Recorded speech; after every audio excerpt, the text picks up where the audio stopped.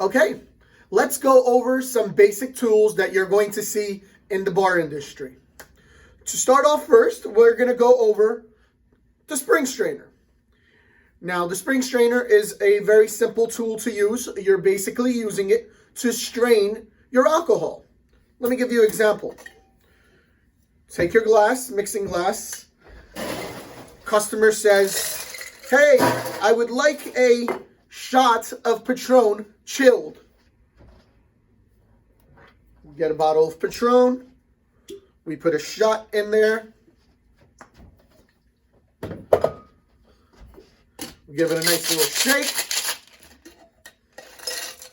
And now we want to strain the alcohol. So what we're going to do is put the spring strainer in the glass.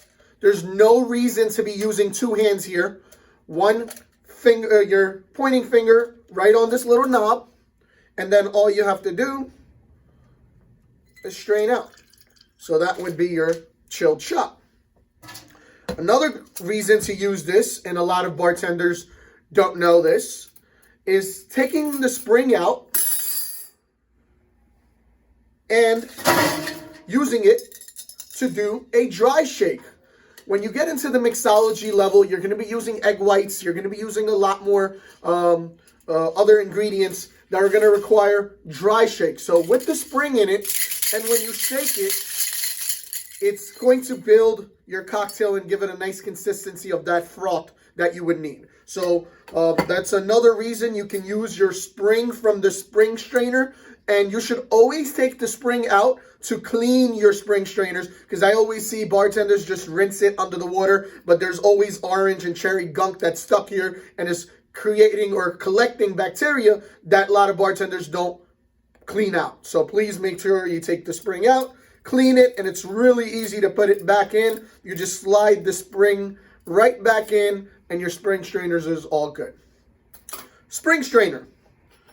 This is another type of strainer called a julep strainer. It does the same purpose here. So some bartenders like the spring strainer. Some bartenders like the julep strainer. Let's just say we have another shot here and we want to strain out. This one actually goes in the glass and you can just strain out.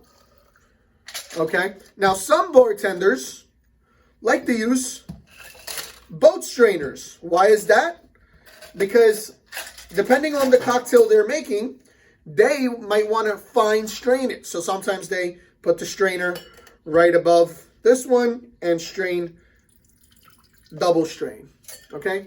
Another creative way to use your tools. The next tool that I want to go over, we got a bar spoon. Okay? Now, what is the bar spoon used for? Basically, to stir a cocktail. Now, there is a correct way of stirring a cocktail, which I'm going to get into a little later when we get into our martini lesson. But for now, 2 fingers up front, 2 fingers in the back, thumb right here. Push, pull, push, pull. That's the correct way of stirring a martini or a cocktail.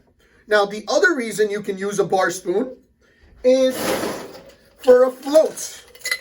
What do I mean by a float? Customer comes to your bar, says, let me get a tequila sunrise. So it would be mostly your tequila here. Then we would need orange juice. Now, don't worry, we're going to be doing this drink all over again when we get to the lesson. I'm just trying to demonstrate it now. So, no worries, we're going to show you this again. I'm just showing you how you can do a float. You take your bar spoon, you slide it right above the glass, and you slowly glide your alcohol off the spoon. So the grenadine does not fall right in the glass, it floats above. Good way to use the bar spoon. Okay, so that would be your bar spoon. Another tool to know is your jigger. Now, jiggers are standard where it can be a ½ ounce or 1 ounce. There's other ones which there's 1 ounce and 2 ounce. So you always have to look at the one that you're using so you know the measurements. This is basically a measuring device Guys, if you're working in a very busy bar, you're not going to be using this because it does take time to pour it here, measure and pour it out.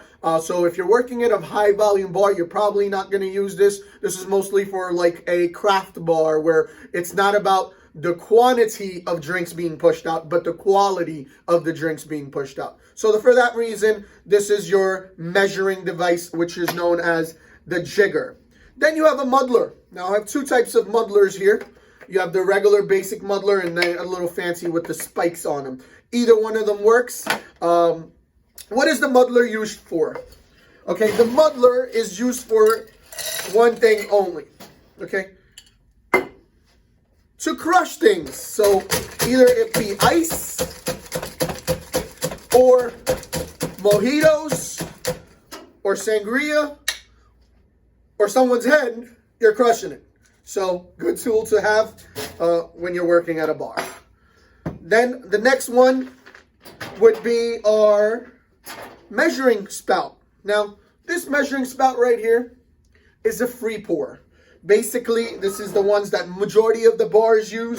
So you as the bartender controls the pour of the liquor.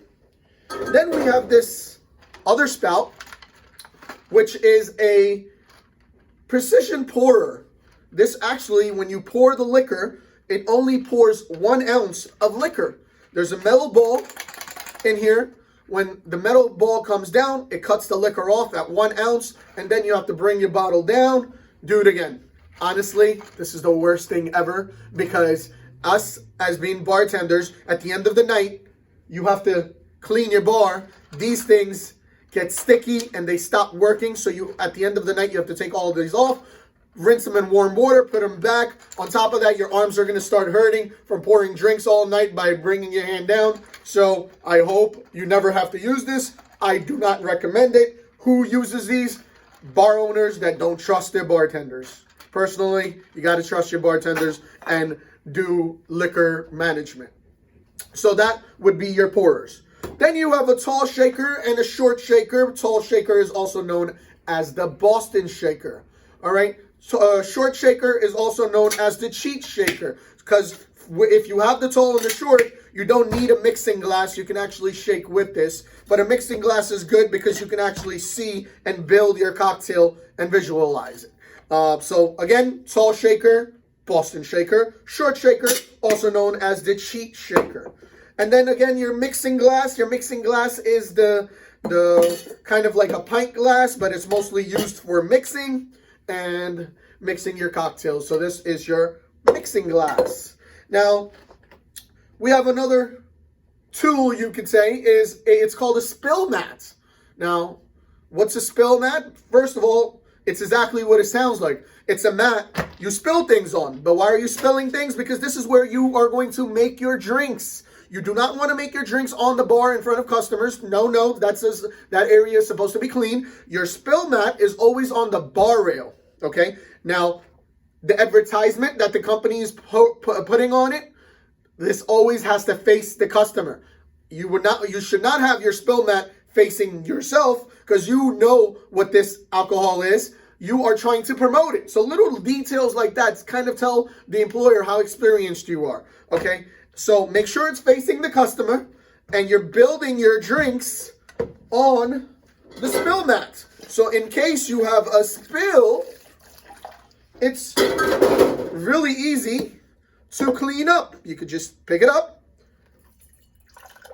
and throw it away. By the way, this liquid here is called the New Jersey Turnpike. Yes, this is a cocktail called the New Jersey Turnpike. You can Google it. You give this to one of your customers you don't really like. Do it at your own risk. Next one, we have a wine opener.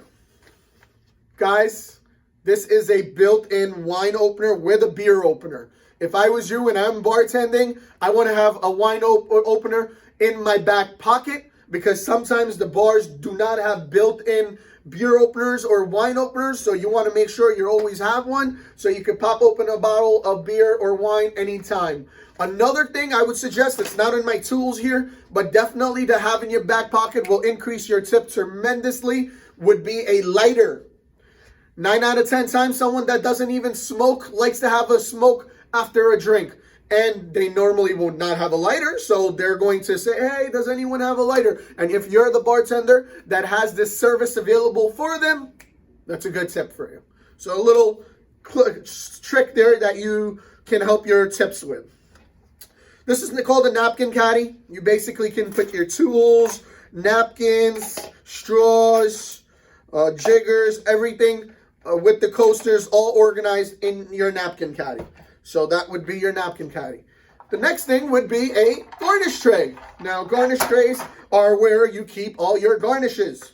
But one thing is for sure, if you want your tips to look good, your garnishes have to look good. Your garnishes have to look fresh. They have to look very, very creative. So I would definitely take time before starting my shift to slowly, get my garnishes ready nicely. I will be going over the garnish section soon, and I will show you some tricks on the garnish section as well. So those are basically the basic tools that we have here that you need to be aware about. All right, moving on to the next one.